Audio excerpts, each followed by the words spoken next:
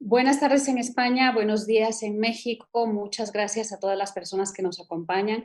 Quiero agradecer, como siempre, a la Casa Encendida por organizar junto a la Asociación de Mujeres de Guatemala, AMG, el ciclo de conferencias Mujeres contra la Impunidad, del que este conversatorio hace parte.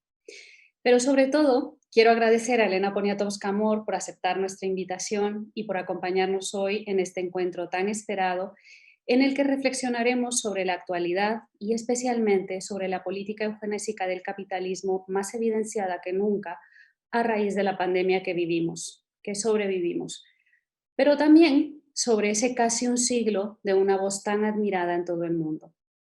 Hablaremos sobre la actualidad de México y de Latinoamérica y también de cuerpos, de esos cuerpos que son en tantas ocasiones concebidos como la única posesión de las y los más desfavorecidos y destinados casi siempre a la utilidad y al rendimiento. Sobre cuerpos, cuerpos y vidas que son mutilados, que desaparecen. Como ustedes saben, Elena Poniatowska-Amor nació en París en 1932, es mexicana y fue la primera mujer en recibir el Premio Nacional de Periodismo. Entre sus obras se encuentra La Noche de Tlatelolco, un clásico desde su publicación, al que se le otorgó el premio Xavier Villaurrutia y que la escritora rechazó preguntando quién iba a premiar a los muertos. Ha escrito novelas como Hasta no verte, Jesús mío, donde narra la vida de una soldadera mexicana, o El tren pasa primero, una obra que aborda la vida de los ferrocarrileros mexicanos y por la que obtuvo el Premio Internacional de Novela Rómulo Gallegos en 2007.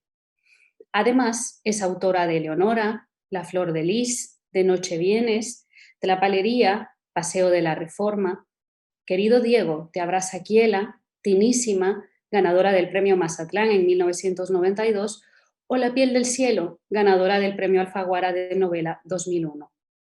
Gaby Brimer y Las mil y una, la historia de Paulina, son dos obras traducidas a más de 20 idiomas que abordan problemas sociales.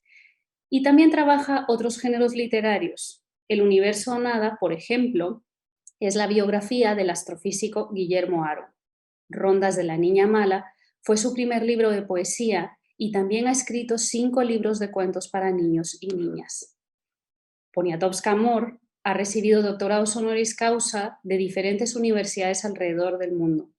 Asimismo, recibió iguales honores en el New School of Social Research de Nueva York, Manhattanville College, y en la Florida Atlantic University en los Estados Unidos, así como en París 8 o la Sorbona, entre otras. También recibió el premio Mary Moores Cabot de periodismo en la Universidad de Columbia, Nueva York, y el de la Universidad Complutense de Madrid, también la Legión de Honor francesa a título de oficial, el premio Gabriela Mistral de Chile, entre otros. Y en 2006 recibió el Courage Award de la International Women's Media Foundation. Además, es premio de literatura en lengua castellana Miguel de Cervantes 2013. Muy bienvenida, Elena. ¿Cómo estás? ¿Cómo estás viviendo la pandemia en México? Bueno, para cualquiera que escribe, yo creo que si está en su casa y utiliza estos métodos mágicos, incomprensibles para mí, esta ciencia que es a través de la pantalla, pues no creo que el sufrimiento sea tan grande como el que trabaja en una cocina económica o el que tiene que salir todos los días a una oficina porque todo está cerrado, o en una tienda, un gran almacén. Entonces, finalmente mi situación dentro de la pandemia es de un enorme privilegio. Gracias, Elena. Antes comenté muy brevemente una pequeñísima parte de tu biografía que es extensísima y resumirla es un reto. La he visto en diferentes lugares, pero mi favorita es la de tu cuenta de Twitter, más mexicana que el mole. Has vivido Así, durante 80 años en México, eres mexicana, qué duda cabe de esto, pero como mujer exiliada que también soy, y tú lo eres, me cabe la enorme duda, ¿cuándo pasa una a ser del país donde se exilió?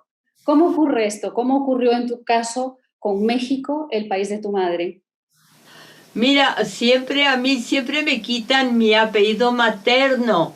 Mi apellido materno es Amor, curiosamente. no sé de dónde sale ese apellido. Bueno, ya ves que hay, por ejemplo, hubo una poeta que se llamaba Eunice Odio, o el mismo Octavio Paz, ¿verdad? Pero, bueno, yo tengo ese apellido que jamás me ponen y del cual estoy muy orgulloso, y es el apellido, orgullosísima, y es el apellido de mi madre, y mi madre es mexicana, así que nunca sentí que yo era una perseguida de la guerra, jamás.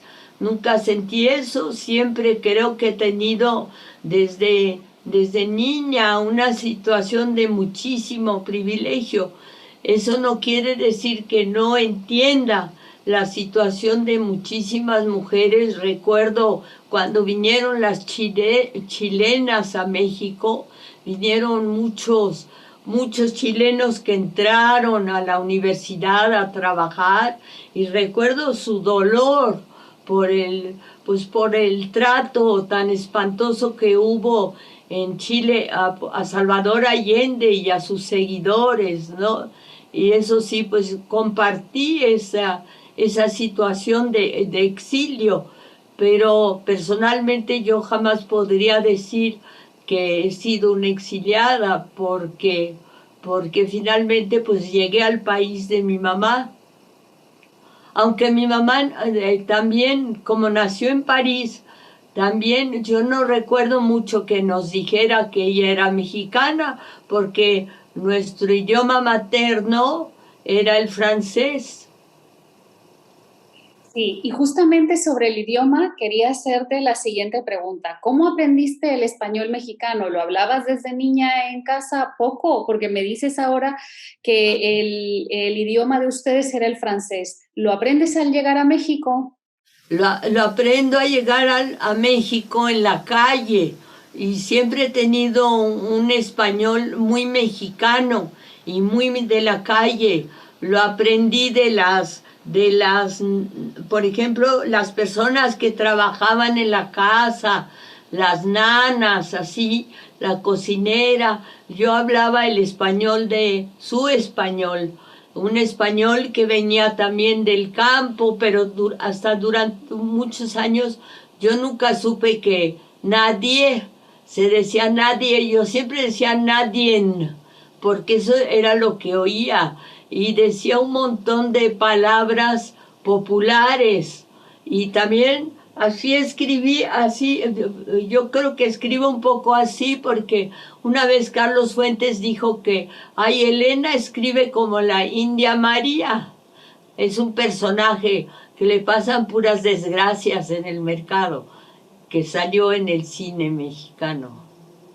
Sí, sí, lo recuerdo muy bien. Bueno, esto fue lo que te enseñó seguramente a comunicarte con las personas más desfavorecidas de quienes siempre has contado sus historias.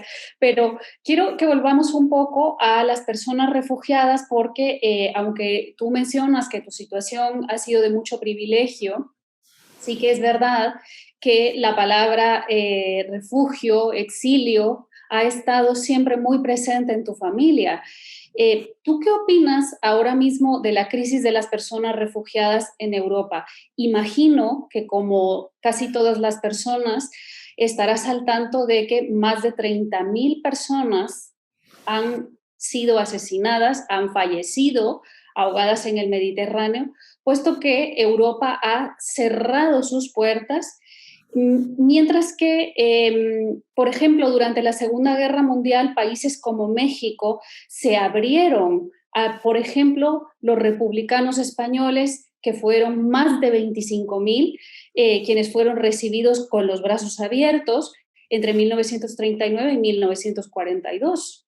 Sí, bueno, yo creo que la situación de los refugiados, todo lo que ha sucedido en Europa, ha sido para nosotros de veras pues lo vemos como un desastre, una catástrofe, pero no natural, una catástrofe en la que nos provocamos unos a otros, y en la que muchas veces no somos solidarios.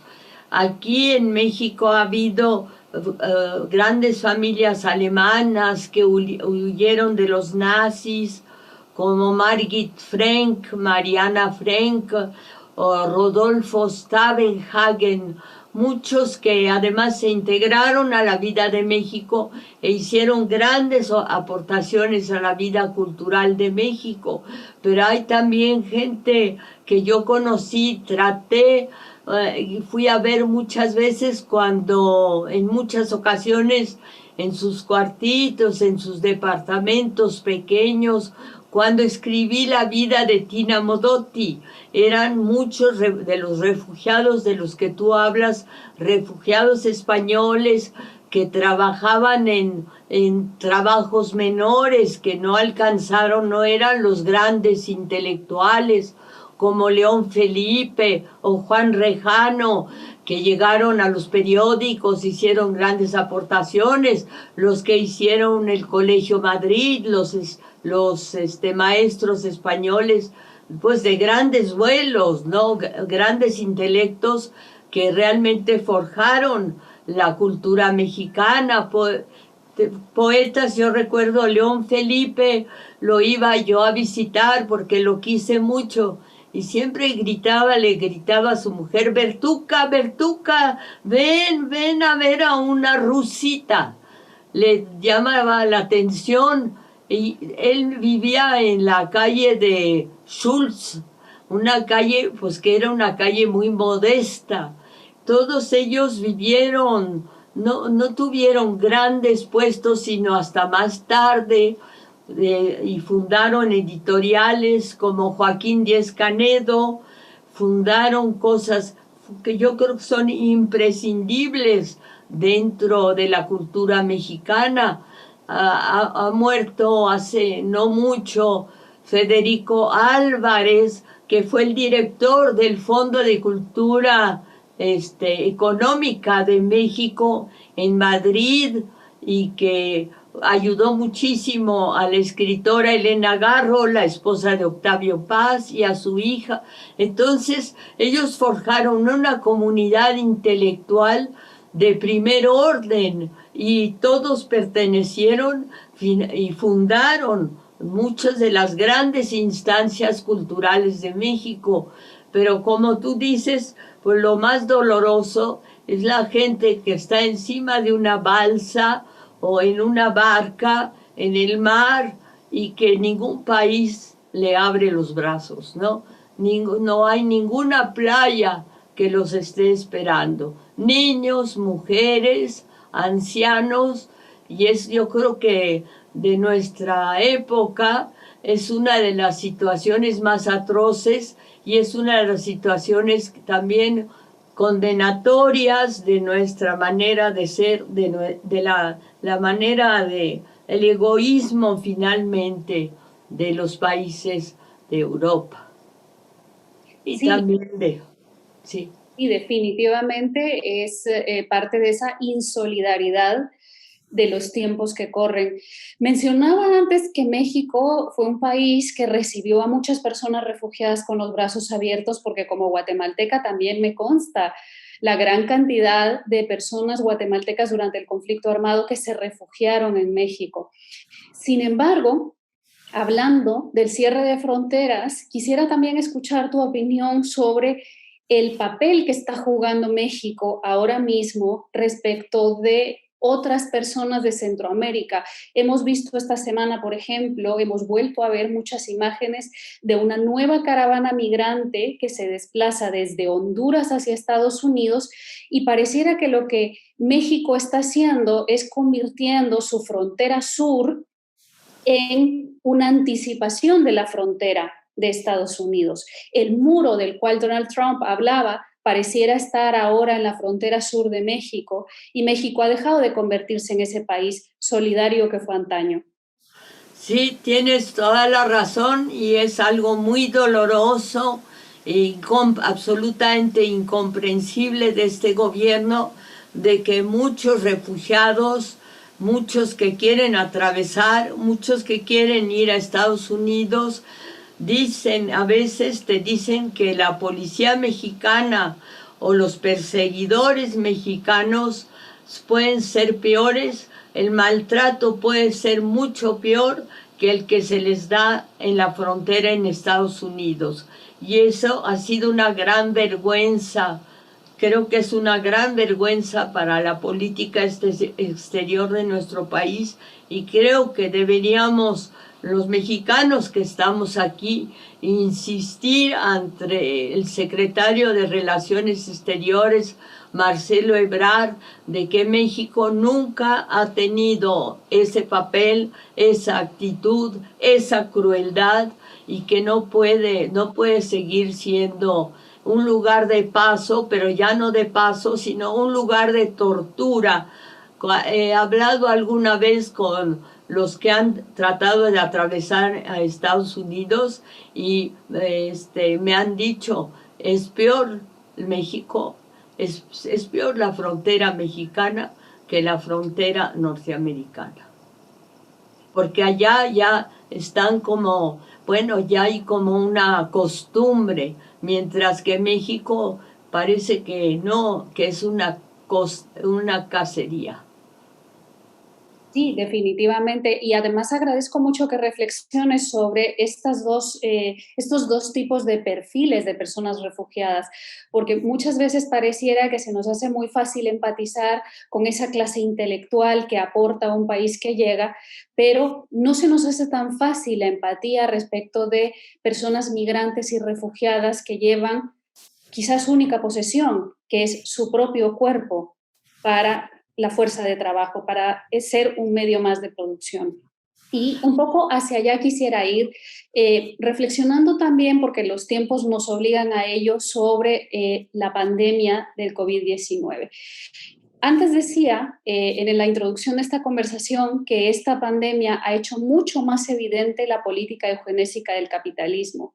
Vidas que no importan porque se consideran prescindibles, amortizadas o ya no útiles o desechables. ¿Cuál es tu opinión sobre esto? Bueno, yo te puedo decir que cuando algunas veces que iba a Estados Unidos y me quedaba en algún hotel, la que hacía la limpieza, la recamarera, con quien siempre platicaba, me contaba de todas las peripecias y de todo lo duro que había sido llegar a Estados Unidos, y que también me ponía a pensar que el sueldo que ella me notificaba que ganaba era el sueldo que yo seguramente le pagaba a la persona que trabajaba conmigo en un mes, ¿no? Lo que ella ganaba en un día en México lo habría ganado en un mes, siendo más o menos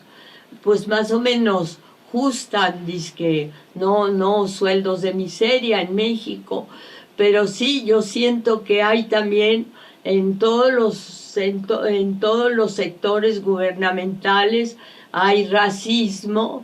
Es extraño pensar que nosotros los mexicanos seamos racistas en contra de nosotros mismos, porque sí hay un racismo, así como hay un sexismo, y hay este lento caminar que viene desde la punta de América Latina y viene caminando esta peregrinación casi religiosa que va hacia los Estados Unidos.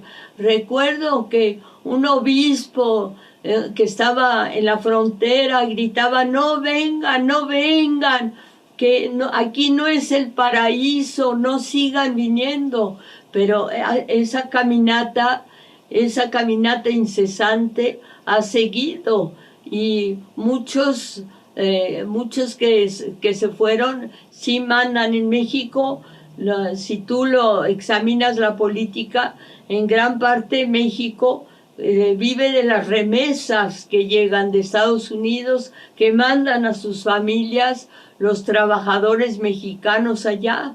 Entonces, toda una situación pues es una situación pues muy dolorosa que no han sabido remediar pues los presidentes, ni los politólogos, ni las cúpulas de América Latina, no lo han resuelto para dolor y para vergüenza nuestra. Por eso, pues los que pueden emigrar, todos emigran, e incluso los que no pueden. Si tú recuerdas ese tren llamado La Bestia, vienen en los techos, en los techos de cada vagón, y muchas veces hasta han perdido un miembro de su cuerpo al ser machucados. Te digo, es un tema muy doloroso y creo que es una gran vergüenza para los países de América Latina.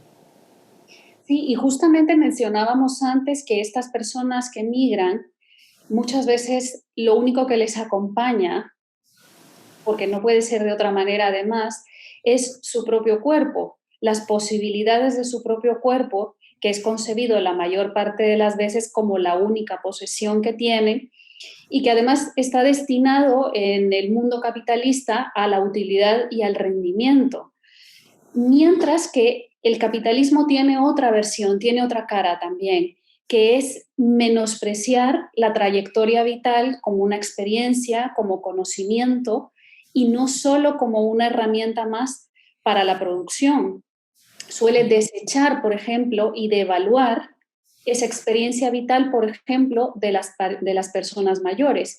Esto lo hemos visto muy recrudecido durante la pandemia y tú eres una mujer con 89 años, has visto, al igual que nosotras y nosotros, cómo se ha devaluado enormemente la vida en la vejez. ¿Qué opinión te merece esto, Elena? Bueno, la vejez, te puedo decir que en México yo siempre he sentido, desde que llegué, desde chica, yo siempre he sentido el respeto de los nietos por la abuelita. La abuelita se queda en la casa, cuida el fogón y también cuida al niño, al más pequeño. Así que yo creo que la abuelita en general es muy respetada. Aquí Yunuen viene en las mañanas a ayudarme y tiene su abuelita. ¿Quieres que la llame para que te hable de su abuelita? Es que es muy bonito Yunuen, es muy bonito el trato que se le da a México, en una familia. A ver, cuéntale de tu abuelita, porque dice de la vejez, pero rápido vente, porque le va a interesar un chorro. La ven a Yunuen, a ver, yo me paso y tú te pones más al sol. Cuéntale que el respeto por ella, el cariño, el trato, cuéntale.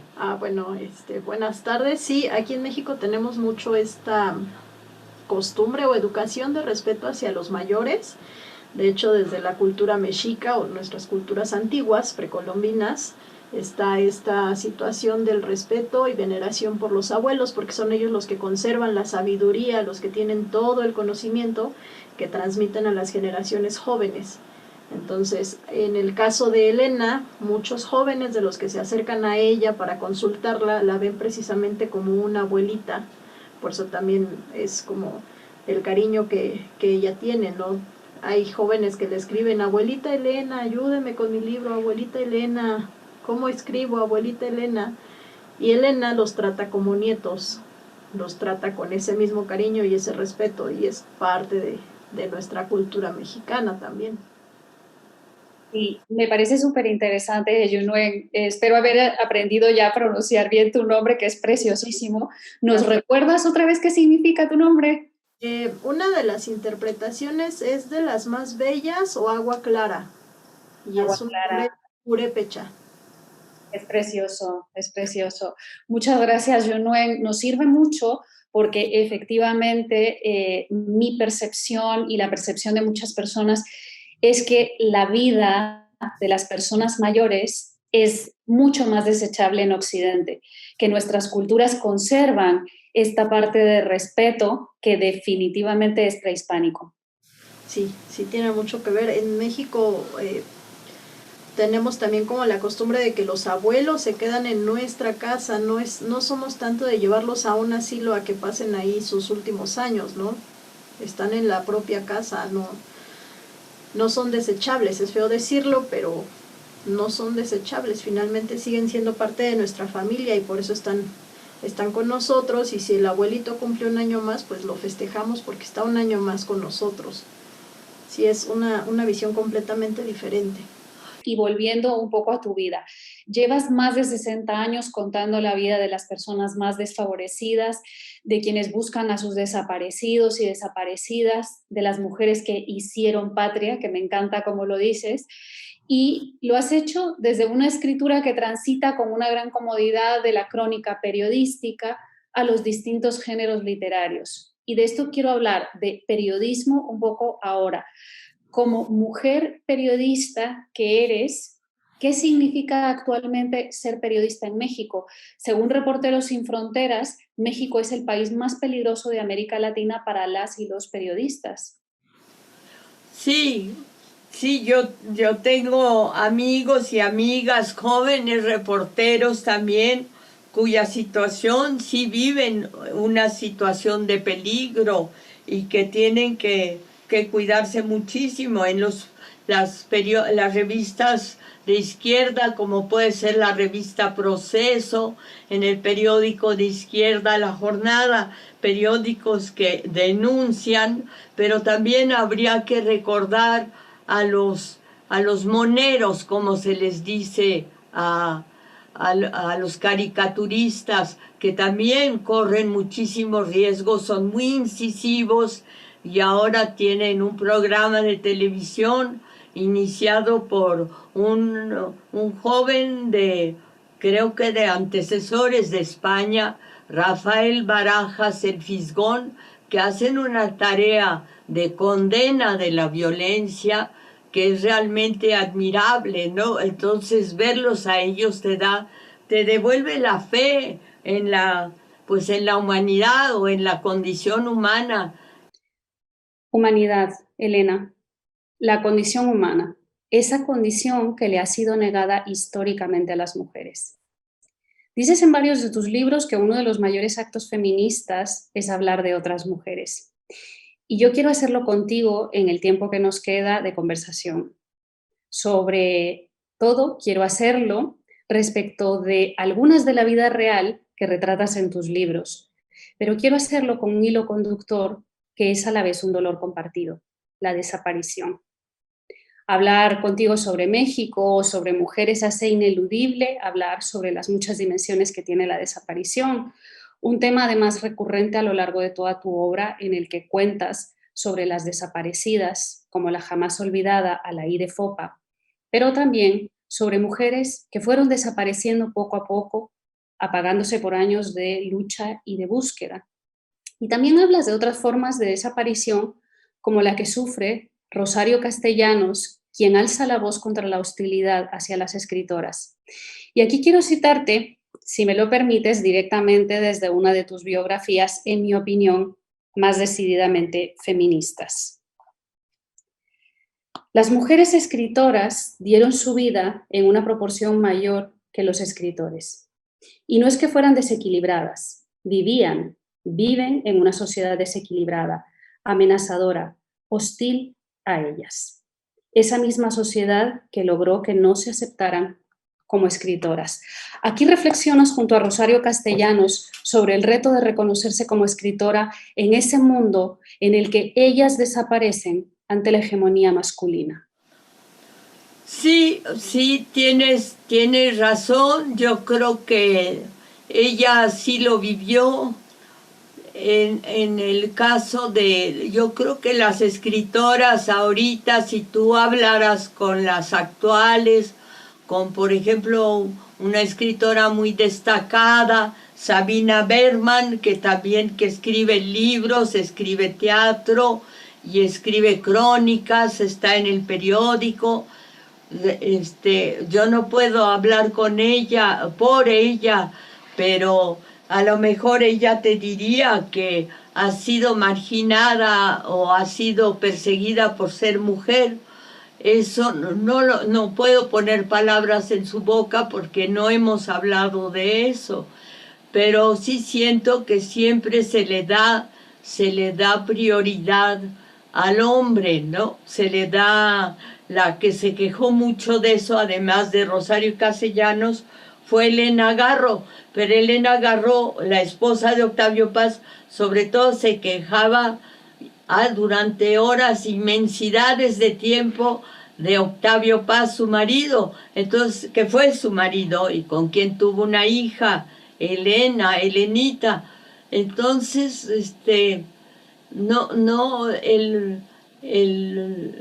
el mundo cultural mexicano, hay que recordar, y así lo dijo Octavio Paz también, que el gran poeta de América Latina es una mujer, Sor Juana Inés de la Cruz, cubre todo el continente, es la gran figura de América Latina, finalmente es una mujer, es Sor Juana Inés de la Cruz. Entonces a ella nos remitimos. Después ha habido otras escritores, otras escritoras. Yo pienso en Colombia, en Alba Lucía Ángel, que fue una escritora yo espero que viva, porque no se comunica conmigo, pero es una escritora muy especial. Y hay en México, de veras, también escritoras que yo sigo con la mayor pasión, el mayor interés, porque me parecen muy buenas, las jóvenes, entre otras esta misma Sabina Berman que te he mencionado. Sí, así es. Recuerdo muy bien, volviendo a Rosario Castellanos, que tú, contando la historia de Rosario Castellanos, motivabas muchísimo a las mujeres para escribir y decías, cuento esta historia porque lo que sí quisiera es que la vida de Rosario Castellanos fuera el mejor alegato para que todas las mujeres que tienen una vocación creativa siguieran adelante y creyeran en sí mismas. Ajá. Claro, claro que sí, pero yo creo que ahora hay en las redacciones, fíjate que pasó algo muy bonito en las redacciones de los periódicos. Empezaron a entrar muchas mujeres. Yo recuerdo a Ana Cecilia Treviño, que fue la jefa de la sección B de Excelsior, que le decían sociales, pero ella metió muchísimos, introdujo artículos de arte, críticas de libros, la cambió totalmente, y yo creo que fue una innovadora entre las mujeres, fue una extraordinaria periodista. Recuerdo a Elvira Vargas, que también incluso viajó con el general Lázaro Cárdenas y se metió un guarura al mar, se fueron a la playa, entró con el mismo general, entró al mar, el guardaespaldas, y se estaba ahogando, y Elvira Vargas entró así, nadaba maravillosamente y lo sacó por el pescuezo, bueno, como se sacan los ahogados, lo sacó y le salvó la vida.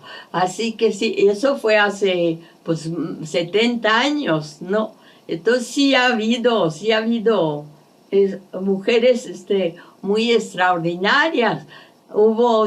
Aquí en México vivió muchos años Rigoberta Menchú, venía aquí a la casa y siempre venía acompañada, nunca la vi sola, siempre venía con otra mujer. En fin, doña Rosario Ibarra de Piedra, no se diga, es una para mí, una de las grandes heroínas mexicanas. Y ha habido ahorita mismo Marta Lamas como una de las fundadoras del feminismo en México, al lado de la queridísima, nunca es posible olvidarla, que fue Alaíde Fopa, que era guatemalteca de origen y gran amiga de otro guatemalteco, Luis Cardosa y Aragón, gran amiga de Tito Monterroso, otro escritor muy considerado, muy querido en México. Entonces ha habido, yo creo que entre Guatemala y México pues sí ha habido siempre un ir y venir, una admiración enorme de los dos. Luis Cardoso y Aragón lo invitaban muchísimo, el presidente Luis Echeverría lo invitaba a giras en avión, y también a Tito Monterroso. Entonces decía, iban 60 intelectuales mexicanos y 2 guatemaltecos, y nos hacía reír diciendo que, así que sí ha habido, pero la figura obviamente la más entrañable para todas nosotras las mujeres es la de Alaíde, que además de poeta y muy buena poeta, escritora, era una maestra universitaria y fue la fundadora del primer programa de radio feminista en México, en Radio Universidad. A ella es la pionera, a ella le debemos ese programa. Sí, definitivamente Alaíde Fopa yo creo que es muchas cosas maravillosas, pero representa también una herida que todavía sangra, puesto que su cuerpo nunca fue encontrado. Su cuerpo nunca, y además Romeo González Medrano, que era, creo, entonces el presidente, fue un hombre que no le puso el menor interés a su caso, no solo el menor interés, hasta quizá podríamos acusarlo de encubrir, ¿no?, este crimen atroz, este crimen que nos duele a muchos, feministas o no feministas, a todo el mundo le duele. Yo quisiera nada más que la gente recordara la expresión en los ojos de Luis Cardoso y Aragón cuando preguntó Alaíde ha desaparecido, y se puso a llorar. ¿Dónde está Alaíde? Fue un golpe, incluso se podría decir que es un golpe entre naciones, un golpe entre países, la desaparición de una mujer excepcional, de un ser humano, pues como no se puede, irrepetible, no se puede repetir a Alaíde. Definitivamente, Elena, definitivamente. Hablando siempre de la desaparición y las mujeres, también pensaba, por ejemplo, no en estas mujeres que han sido desaparecidas por el terrorismo de Estado, como fue el caso de Alaíde, sino en una forma de desaparición absolutamente atroz, como puede ser el hecho de que una mujer esté dispuesta a autodesaparecer para complacer los designios de un machista. Pienso, por ejemplo, en Kiela, y más específicamente en las cartas que le dirige a Diego Rivera en Querido Diego, te abraza Kiela. Y hay un fragmento que me parece especialmente devastador, que es cuando él le dice, mejor dicho, ella le dice a él, allá, bajo el sol mexicano, él ya la había abandonado, yo trataría de ser una buena mujer para ti. Alguna vez me lo dijiste. Kiela, has sido una buena mujer para mí. A tu lado pude trabajar como si estuviera solo. Pues sí que es no tomar en cuenta, pero creo que hay muchos hombres que también todavía en México ven a su mujer como una surtidora de alimentos una mujer, hay una palabra, llevar la casa. La mujer lleva la casa y lo hace bien, mientras que el hombre sigue su vocación, que para él es extraordinaria, que le da a él todos los beneficios, todas las complacencias, todos los reconocimientos, y la mujer es simplemente el apoyo, la silla en la que el hombre se sienta, o la cama en la que el hombre se acuesta. Eso se da mucho también en figuras de intelectuales que tienen mujeres que finalmente nadie toma en cuenta.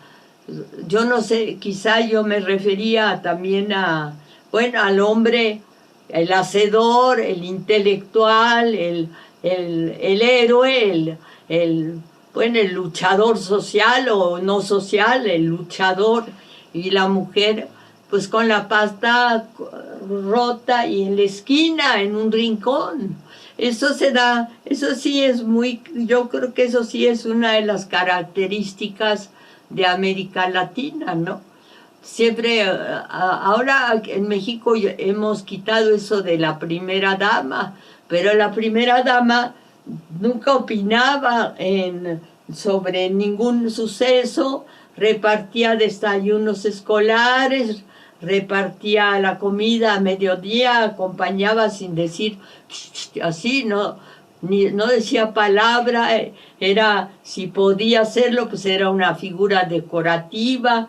Recuerdo que cuando fue presidente Manuel Ávila Camacho, a los periodistas nos mandaron un edicto que teníamos prohibido hablar de, de los sombreros de la esposa, porque a veces se ponía como 2 huevos fritos aquí estrellados y un platón en la cabeza.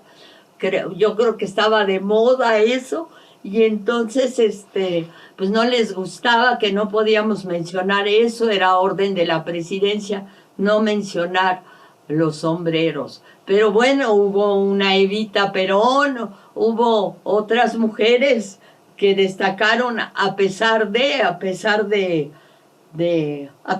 sus maridos, a pesar de la censura social, a pesar del estado de cosas, que de todos modos, pues ahí están, y ahí están sus nombres, ¿no? Sí, definitivamente. Y antes hablabas de la valentía de muchas mujeres periodistas. Y yo no puedo evitar recordar, por ejemplo, a Miroslava Breach, vilmente asesinada en Chihuahua, estado tristemente conocido en el ámbito internacional por los feminicidios. Claro, y Miroslava trabajaba, era corresponsal del mismo periódico en el que trabajo, y nosotros hemos estado muy dolidos todos los días durante meses. Apareció, han pasado 12 días y aún no sabemos nada de Miroslava, han pasado 20 días, han pasado 40 días, hemos estado muy pendientes de esta mujer valiente, y esta mujer que fue una extraordinaria periodista. Así es. Y finalmente quisiera que me cuentes un poco más, porque la mencionaste antes, sobre la vida y cómo la cuentas y cómo la compartiste tú, de Rosario Ibarra de Piedra. Recuerdo muy bien un fragmento en el cual tú le preguntas y después piensas que quizá es demasiado frío haberle preguntado, ¿y si están muertos? A los desaparecidos que Rosario busca. Rosario sacude la cabeza y responde: queremos sus cadáveres, pero no fresquecitos, que no nos los maten ahora, que sepamos quién, cómo, cuándo y dónde los mataron. Sí, es una respuesta terrible. Es muy duro recordar el sufrimiento de Rosario. Es muy duro, y pues es la prueba fehaciente, palpable, de la injusticia y de lo que significa la desaparición. Es que a mí me cuesta trabajo hablarte de eso, no sé, todavía está fresco, a pesar de que ella vive. Rosario vive. Rosario me dijo una vez: el día que me deje de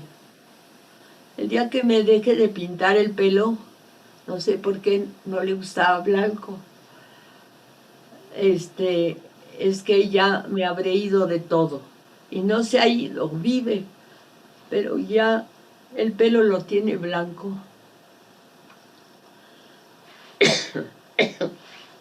Qué duro, Elena.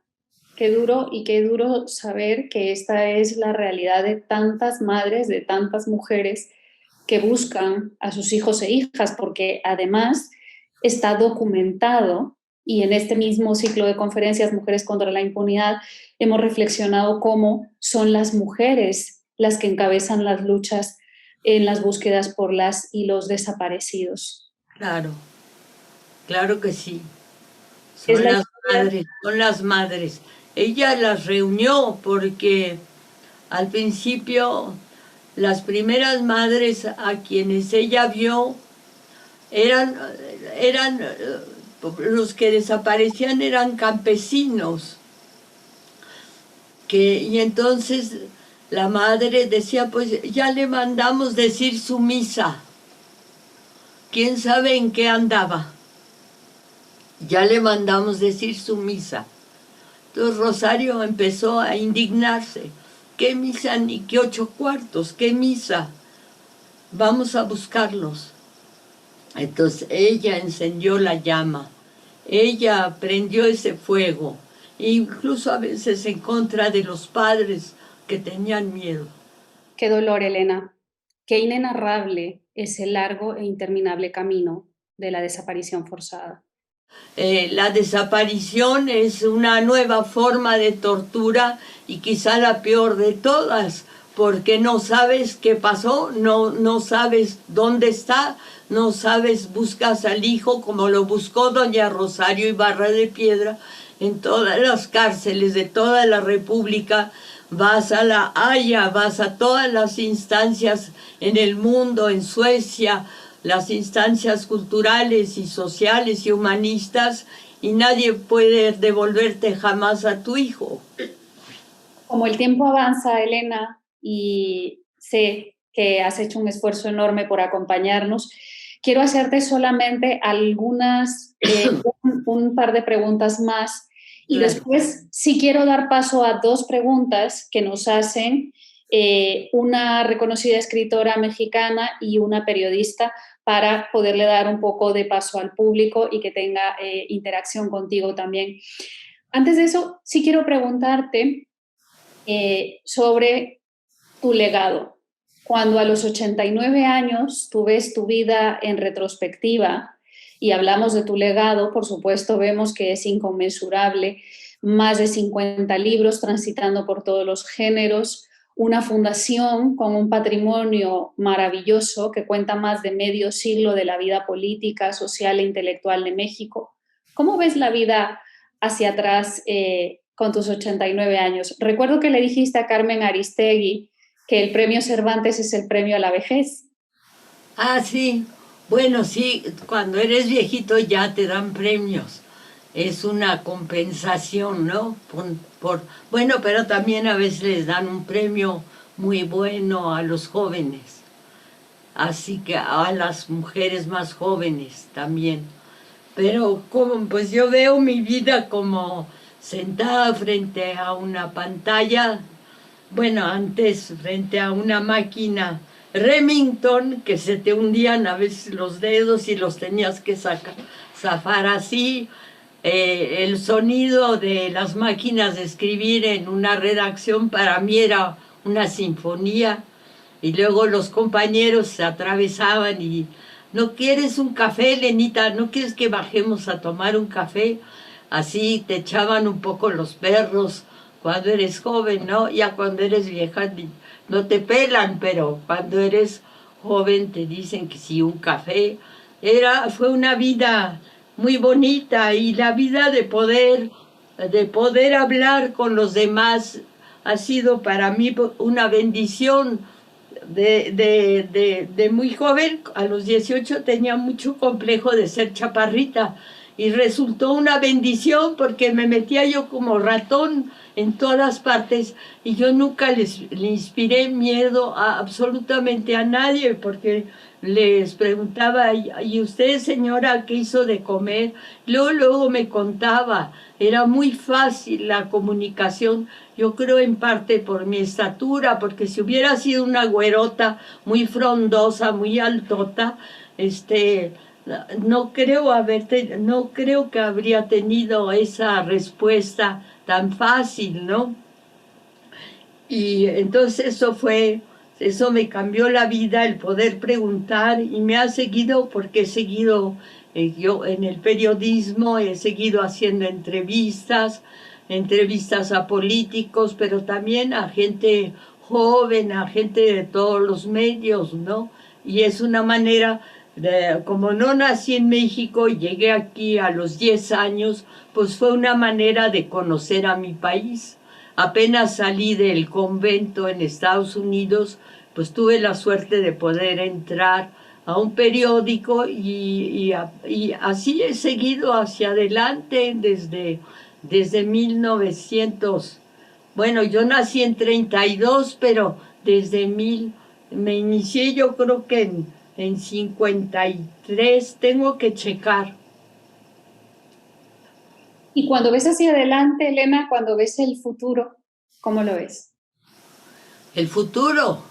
Bueno, tengo 10 nietos. Me gusta mucho pensar que mis niñas tienen 15 años y que una quiere ser actriz, la otra quiere ser matemática, otro ya es medio periodista, le fascina la política, otro, hay uno que está estudiando en Francia, idiomas, cada uno tiene sus intereses, todos muy distintos. Uno lo que le gusta, lo que quisiera y me horroriza es correr coches, pues todo lo que quieren los chavos, ¿no? Cosas así. Pero en general llevo una buena relación con ellos y comemos juntos de vez en cuando y siempre nunca estoy al día. Ay, abue, no sabes esto. Ay, abue, no te enteraste de eso. Ay, abue, pues yo ya estoy desfasada un poco. Pero bueno, de todos modos el cariño subsiste a pesar de que no sé quién ganó tal o cual partido de fútbol o no sé, ese tipo de cosas que a ellos les fascina y que yo pues no estoy pendiente, pero procuro estar pendiente. Fíjate, y justamente la pregunta de la escritora mexicana Brenda Navarro, de quien te hablaba, iba más relacionada con mi pregunta anterior. Lo que Brenda Navarro nos trasladaba como pregunta es, ¿qué le dirías a la Elena de hace 50 años y qué cambiarías de tu actuación política dentro del contexto mexicano? Adriana Navarro es la que pregunta. Brenda Navarro. Brenda Navarro. ¿Qué le diría yo a Elena de hace 50 años, a ti misma? Bueno, le diría, pudiste dedicarte más a la literatura, menos al periodismo. Creo que debiste pero bueno, eso le diría, eso es una tristeza que tengo de no haber escrito más cuentos, pero yo sentí que yo tenía que serle útil a mi país y que era más útil denunciar, era más útil conocer el pensamiento de este y de aquel y seguir los acontecimientos que escribir mis propias historias. En fin, pienso que todavía puedo escribir alguna que otra, pero ya me dediqué totalmente al periodismo y fue mi vida. Y luego la otra pregunta es, ¿qué?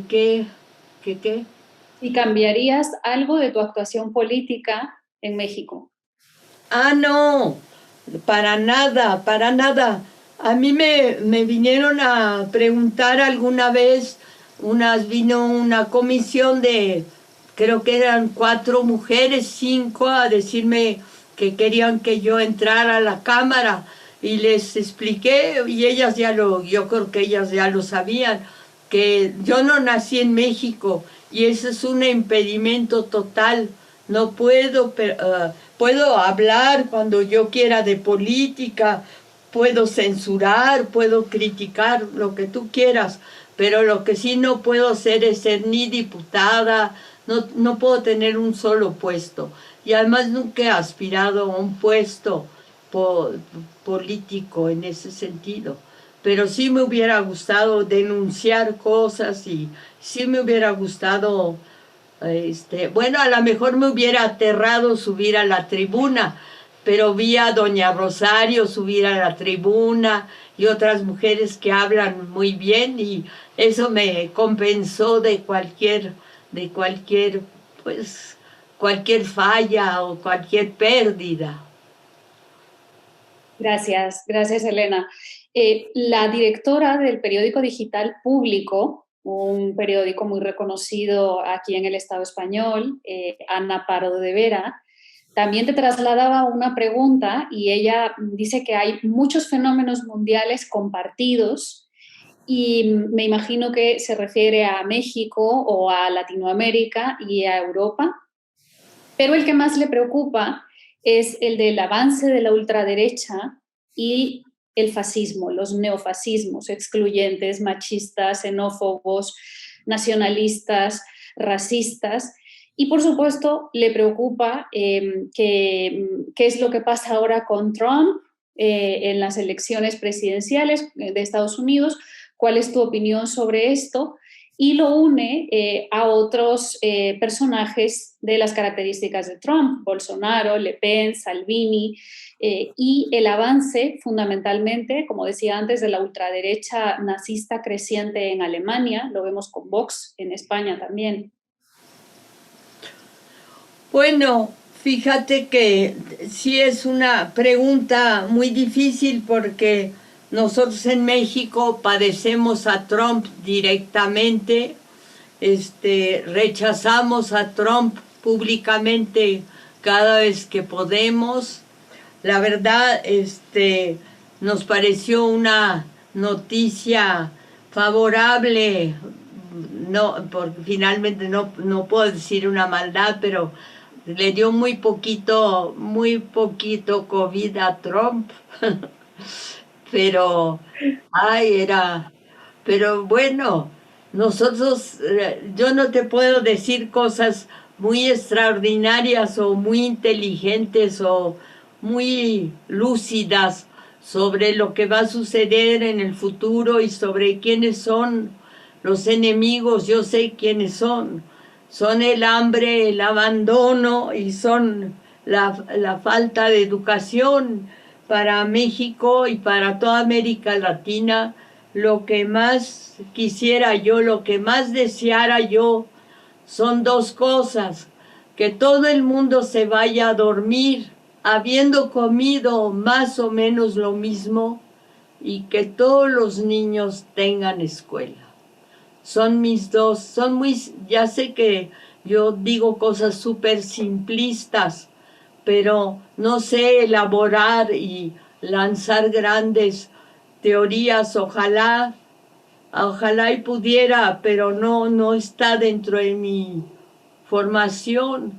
Y eso, lo que yo siempre pido es esas dos cosas: que todos nos vayamos a dormir habiendo comido más o menos lo mismo y que todos los niños tengan escuela en América Latina, en nuestro continente.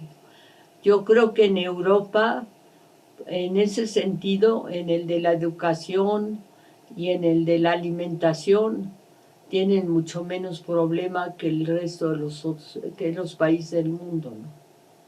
Sí, menos que otros países del mundo a los cuales Europa y Estados Unidos tristemente. Sí, a las que les hizo un daño infinito Europa y todos los colonizadores, no solo Francia, no solo Inglaterra, no solo España, no solo Bélgica, ¿verdad? La invasión, la colonización, pues todos sabemos que fue una masacre. Así es. Pero estas dos ideas que tú llamas sencillas, pero que en realidad son gran parte del inicio de una vida digna para tantas personas, son las ideas que te hicieron precisamente que en el continente te llamaran la princesa roja la princesa de los desamparados. Y yo quiero darte muchísimas gracias, Elena, por habernos acompañado hoy. Este es el recuerdo con el que nosotras nos queremos quedar aquí en Mujeres contra la Impunidad. Una mujer que siempre ha hablado con palabras sencillas, pero con ideas infinitas. Elena Poniatowska-Amor, muchísimas gracias por habernos acompañado y muchísimas gracias también a quienes nos han acompañado en este conversatorio, que ha sido un privilegio y absolutamente una maravilla.